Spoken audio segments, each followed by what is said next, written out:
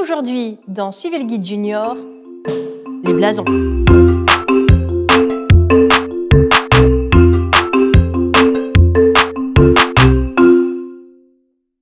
Les blasons voient le jour en Europe entre le XIe et le XIIe siècle. À cette époque, l'armement des chevaliers connaît une grande évolution, principalement au niveau de la protection de la tête.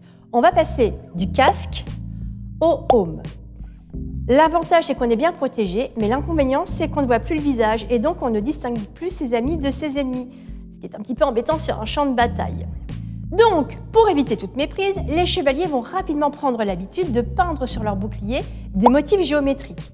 Et pour être encore mieux repérés, ils vont y appliquer des couleurs. C'est un petit peu l'ancêtre de nos maillots de sport. Les couleurs choisies vont être franches et vives pour être distinguées de loin. Elles se divisent en deux catégories. Les émaux d'un côté et les métaux de l'autre. Dans les métaux, on va trouver l'or et l'argent, et dans les émaux, on va trouver le gueules, le sinople, l'azur, le sable, le pourpre et le orange, même si ces deux dernières couleurs sont moins utilisées.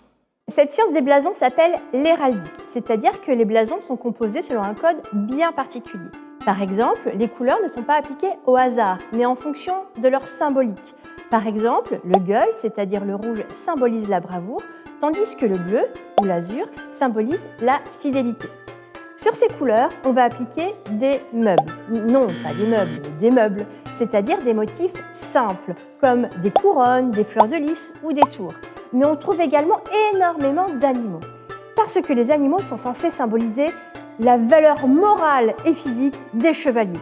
Donc, il va y avoir beaucoup de lions, d'ours et de dragons, et beaucoup plus rarement des vers de terre ou des cochons. Rapidement, les blasons vont sortir du domaine de la chevalerie et être récupérés par des corps de métier, des villes ou même des régions. Prenons l'exemple du blason de la Normandie, hérité d'Henri de Plantagenet. En termes héraldiques, on le décrirait de la façon suivante. Sur fond gueule, deux léopards or, armés et lampassés d'azur. En bon français, cela veut dire sur fond rouge, deux léopards jaunes avec des griffes et une langue bleue.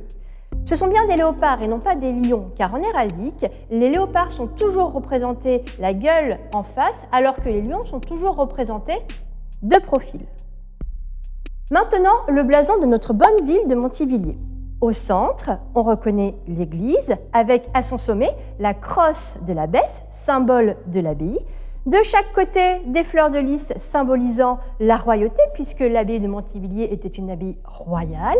Et le plus intéressant, une drôle de petite bestiole sous l'église. Cette bestiole, en réalité, représente la Lézarde, c'est-à-dire la rivière qui a fait la richesse de Montivilliers. Il s'agit donc tout simplement d'un lézard. Et entre nous, un lézard, c'est quand même plus original qu'un dragon ou qu'un lion. Merci beaucoup, à la semaine prochaine, et en attendant, n'oubliez pas le guide.